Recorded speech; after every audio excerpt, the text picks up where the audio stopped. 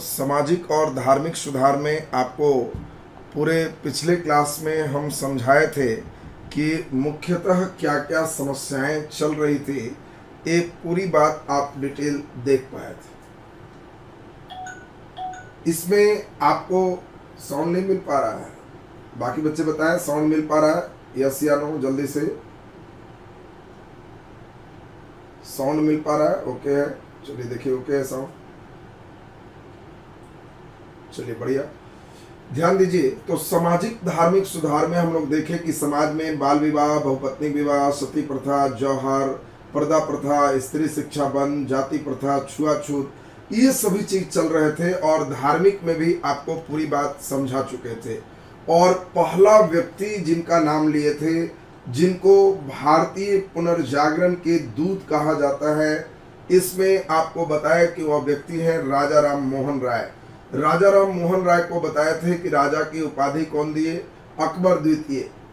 और ये लंदन गए, वहाँ इंग्लैंड राजा विलियम चतुर्थ के पास। इनको मेन नव प्रभात के तारा, नव जागरण के अग्रदूत, आधुनिक भारत के पिता सभी नाम से जाना जाता है।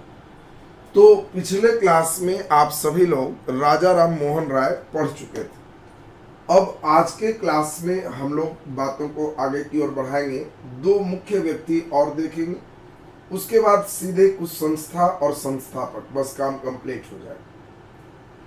आज एक प्रमुख व्यक्ति के बारे में अभी हम चर्चा करेंगे, जिनका नाम है दयानंद सरस्वती। स्वामी दयानंद सरस्वती की बात करेंगे। देखिए, स्वामी दयानंद सरस्वती की बात अगर हम समझे बढ़िया से, तो पूरा कंसेप्ट इसमें जो आना जरूरी है उस पर ध्यान दीजिए। सबसे पहला काम आपसे जन्म पूछा जाएगा। कोई भी जो महापुरुष हैं उनके जन्म कहाँ और कब हुआ, एक अच्छा प्रश्न। तो आपको ध्यान रखना है कि इनका जन्म कहाँ हुआ और कब हुआ। तो इनका जन्म 1824 में गुजरात में हुआ। जन्म 1824 में गुजरात में हुआ। गुजरात का एक जगह है मोरवी, तो मोरवी नामक जगह में स्वामी दयानंद सरस्वती का जन्म हुआ है। इनका वास्तविक नाम भी कई बार पूछा जाता है कि इनका वास्तविक नाम क्या था। वास्तविक का मतलब बचपन का नाम कह सकते हैं। तो स्वामी दयानंद सरस्वती का मूल नाम जो आप देखते हो वह मूल शंकर है। मूल शंकर है, मूल शंकर। बिल्कुल काठियावाड़ प्रदेश गुजरात में जो आप देखते हो, ये प्रदेश का नाम कच्छ है और यहाँ पे काठियावाड़ है और उसी में जगह है मोरबी। वो मोरबी में गुजरात में स्वामी दयानंद सरस्वती का जन्म हुआ। इनका जो वास्तविक नाम है, हमने अभी आपको बताया कि इनका वास्तविक नाम क्या था, मूल शंकर। तो मूल शंकर, ये आपको बिल्कुल नाम ध्यान में रखना है कि इनका वास्तविक नाम क्या है, मूल शंकर। तो मूल शंकर नाम ध्यान में आपका सेट होना चाहिए। इन्होंने जो रिसर्च किया, ये रिसर्च समझो।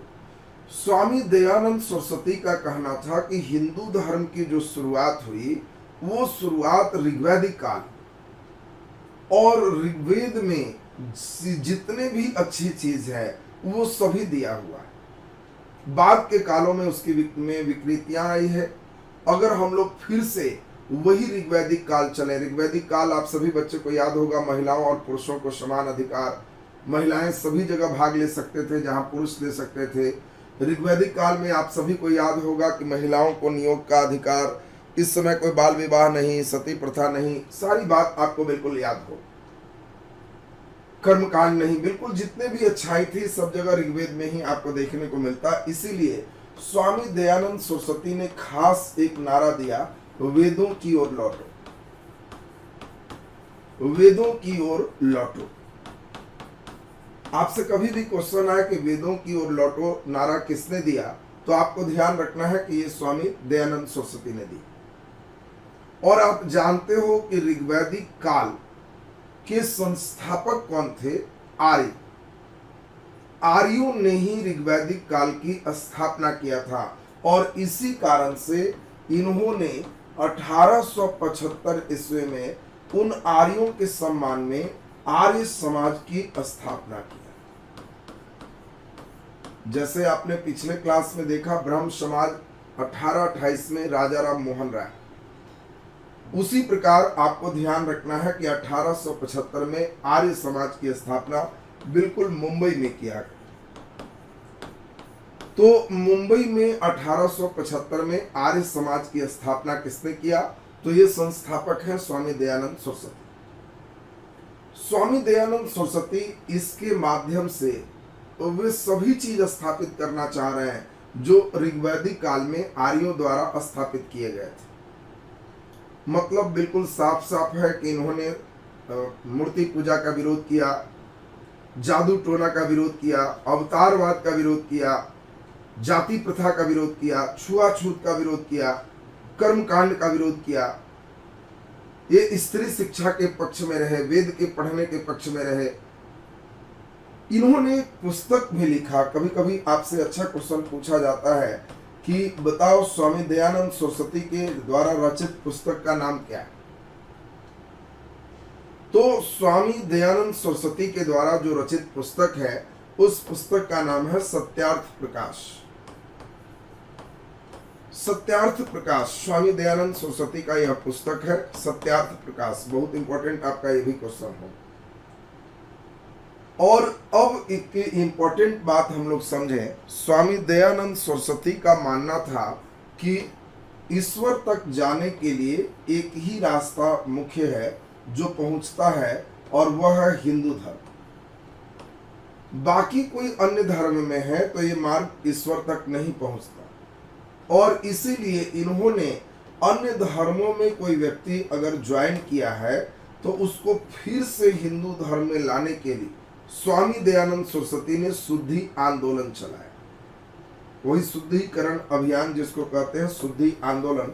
तो इनके द्वारा एक शुद्धि आंदोलन भी चलाया गया। और शुद्धि आंदोलन का मतलब क्या था? तो शुद्धि आंदोलन का मतलब कोई हिंदू धर्म छोड़ करके दूसरे धर्म में गए हैं तो फिर से आप हिंदू धर्म में आए, बिल्कुल घर वापसी टाइप में कह सकते हैं। और उसके लिए इन्होंने पूरा शुद्धि आंदोलन जो है अपना चलाया। बिल्कुल आर्य समाज का बाइबल कह सकते हैं सत्यार्थ प्रकाश का, चूंकि एक ही मेन ग्रंथ है सत्यार्थ प्रकाश। तो सत्यार्थ प्रकाश शुद्धि आंदोलन जब से 75 के बाद हमेशा चलते रहा। ये नहीं कि कोई एक समय का एक आंदोलन। शुद्धि आंदोलन का मतलब जब तक रहे स्वामी दयानंद सरस्वती तब तक ये कोई भी जो हिंदू धर्म से दूसरे धर्म में गया है उसको फिर से वापस लाने के लिए ये अपना गंगा जल वगैरह छिड़क के हवन करा करके फिर से वापस ले आते। दुर्भाग्य से इनके बारे में कहा जाता है कि बहुत कम उम्र में इनकी भी 1883 में मृत्यु हो। अब बताओ, जो व्यक्ति 1824 में जन्म लिया है 1883 में मर ही गए, 59 वर्ष की अवस्था में ही मर गए। इनके मरने के पीछे बड़ा कहानी प्रसंग कहा जाता है कि स्वामी दयानंद सरस्वती राजस्थान गए थे और राजस्थान के राजा के यहाँ जब वैश्याएं लोग नाच कर रही थी तो दयानंद सरस्वती उससे बड़ा क्रोधित हुए और वैश्याओं को काफी उल्टा पुल्टा बोल, राजा को भी समझाया कि इससे तुम्हारा संस्कार खराब हो, और वैश्याओं को काफी ज्यादा डांट पिलाए। और कहा जाता है कि वो वैश्या लोग जो दयानंद सरस्वती से काफी डांट सुनी थी, वो वैश्या लोग जो राजा थे उनके रसोईया से उन लोग मिल गए और रसोईया से मिल करके इनके भोजन और दूध में ही जहर मिलवा दी। और दयानंद सरस्वती जब वही दूध पिए और भोजन किए तो जहर से वहीं तत्काल इनकी मृत्यु हो गई। मतलब आप समझ सकते हो कि कोई व्यक्ति इतना नामी है और 60 साल भी आयु नहीं जी रहा, मतलब कोई जरूर बात है, तभी इनकी मृत्यु हो। तो ये जहर दे करके स्वामी दयानंद सरस्वती की मृत्यु हो गई। तो ये दयानंद सरस्वती एक इंपॉर्टेंट सेक्शन था जिसको हम लोग देखें। अब यहां से एक इंपॉर्टेंट सेक्शन और अभी हम वर्क करेंगे जिसमें सभी बच्चे नाम जानते हैं, वो है स्वामी विवेकानंद। स्वामी विवेकानंद। स्वामी विवेकानंद के बारे में आपको क्वेश्चन कई पूछा जाएगा और उस पर आप बढ़िया से जरा ध्यान दें। पहला नंबर आपसे क्वेश्चन पूछा जाता है, स्वामी विवेकानंद का जन्म कब हुआ? तो इनका जन्म सभी बच्चे को डेट एकदम ध्यान रखना है कि स्वामी विवेकानंद का जन्म कब है। 12 जनवरी 1863। 12 जनवरी 1863 को स्वामी विवेकानंद का जन्म हुआ कलकत्ता। पूछा जाएगा आपका दूसरा नंबर आपसे क्वेश्चन कि बताओ स्वामी विवेकानंद का वास्तविक नाम क्या था? वास्तविक या मूल नाम भी इसको कह सकते हैं, जल्दी बताओ। नरेंद्रनाथ बिल्कुल सही। मूल नाम इनका है नरेंद्रनाथ दत्त। नरेंद्रनाथ दत्त इनका वास्तविक नाम है। अब बताओ, जिस व्यक्ति का नाम नरेंद्रनाथ दत्त है उनको स्वामी विवेकानंद की उपाधि किसने दिया? आपसे क्वेश्चन पूछा जाएगा कि वास्तविक नाम तो नरेंद्रनाथ दत्त है, तो इनको विवेकानंद की उपाधि किसने दिया? विवेकानंद की उपाधि किसने दिया? बिल्कुल सही है, राजस्थान के खेतरी महाराज। विवेकानंद की उपाधि राजस्थान के खेतरी महाराज ने इनको प्रदान किया और बिल्कुल सही आपका आंसर है, खेतरी महाराज ने इनको विवेकानंद की उपाधि दी। तो अब जरा ध्यान से समझिए, स्वामी विवेकानंद बचपन से ही बहुत तेज थे, लेकिन विद्यालय में पढ़ने में इनकी इच्छा थोड़ी कम लगती थी और इसी कारण एक कलकत्ता के हैं और कलकत्ता में काली जी के इस सब की पूजा काफी ज्यादा होती। बीच में एक मंदिर थे और उसी मंदिर में एक गुरु बैठते थे। गुरु का नाम आप जानते हैं, राम कृष्ण परमहंस।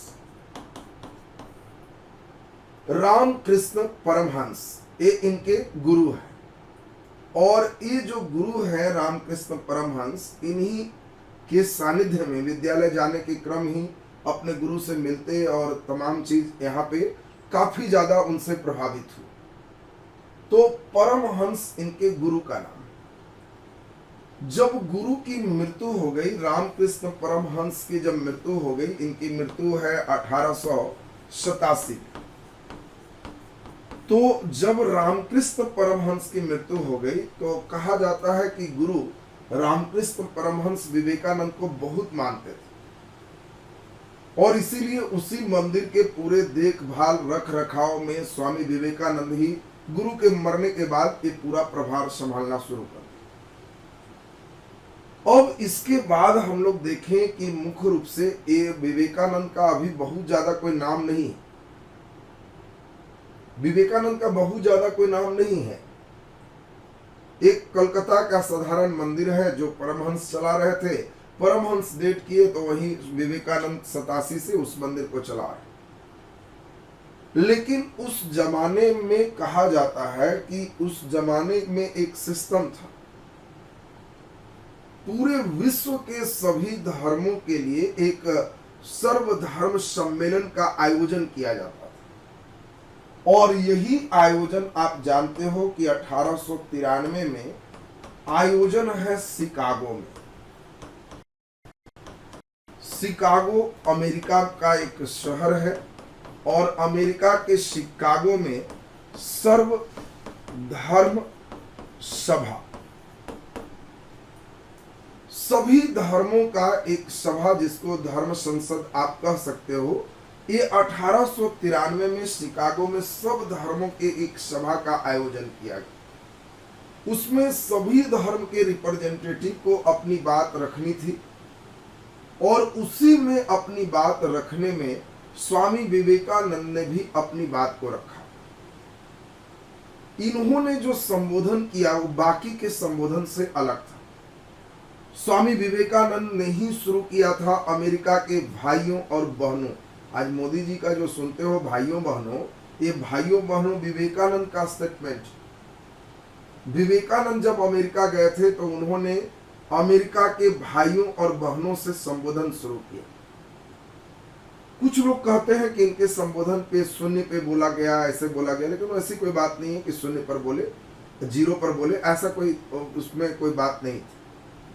लेकिन इंपॉर्टेंट यह था कि स्वामी विवेकानंद का जो संबोधन था, जो संप्रेषण था, वो शिकागो में अन्य किसी भी संत के संप्रेषण से सबसे बढ़िया, और इसी कारण से सबसे ज्यादा विवेकानंद का नाम हुआ कि भारत से एक व्यक्ति आया जो इतना बढ़िया बोले कि उतना कोई नहीं बोला, और विवेकानंद का नाम अमेरिका में उस जमाने में 1813 में ही जबरदस्त गूंजा। और तब विवेकानंद अमेरिका के ही अलग अलग जगहों पर प्रचार प्रसार करना शुरू किया, अमेरिका में ही प्रचार प्रसार किया। और 1893 के बाद 3 साल अमेरिका में रहे। 1897 में जब वे भारत आए, तो भारत आने के बाद इन्होंने अपने गुरु के याद में एक संस्था बनाया जिसका नाम आप जानते हो, रामकृष्ण मिशन। अपने गुरु के याद में इन्होंने रामकृष्ण मिशन संस्था बनाया। बेलूर मठ भी आप इसको जानते हैं, रामकृष्ण मिशन साउथ में भी आज बहुत ही बढ़िया विवेकानंद जी का काम कर रहा है वहां पे। तो हम लोग देखें इसमें इन्होंने जो मेन फील किया विवेकानंद, वो बात समझो। इन्होंने एक संस्था का भी स्थापना किया, रामकृष्ण मिशन, और एक मेन समाज की स्थापना किया जिसका नाम है वेदांत समाज। वेदांत समाज की स्थापना किया इन्होंने भी। वेदांत का मतलब आप समझे उपनिषद, उपनिषद, और इसीलिए उपनिषदों पर इन्होंने भी ज्ञान पर ही बल दिया, ज्ञान पर ही बल दिया। हाँ, एक बच्चे पूछ रहे हैं, कहा जाता है कि कृष्ण परमहंस काली जी के भक्ति करते थे, क्या ये सही है? देखिए, इसमें भी विवाद है, लेकिन ज्यादातर इतिहासकार ये मानते हैं कि रामकृष्ण जो परमहंस थे वे काली के ही भक्त थे। और विवेकानंद के मेन भक्ति वैसा नहीं रहा कि बस एक चीज पर है। इनका जो ज्ञान है, देखो, वेदांत समाज, वेदांत उपनिषदों पर बल देता है, उपनिषद ज्ञान पर। मतलब विवेकानंद ने एक ही चीज कहा कि देखो, तुम कोई धर्म अपना रहे हो, हिंदू धर्म है, मुस्लिम धर्म है, सिख धर्म है, ईसाई धर्म है, और कोई धर्म, इन्होंने शुद्धि आंदोलन नहीं चलाया। इन्होंने कहा कि ईश्वर एक है, और इस एक ईश्वर तक पहुंचने के लिए विभिन्न मार्ग है। तुम जिस मार्ग पर हो, किसी भी मार्ग से ईमानदारी से चलोगे तो उस एक ईश्वर तक पहुंच सकते हो। यह भी एक ईश्वरवादी।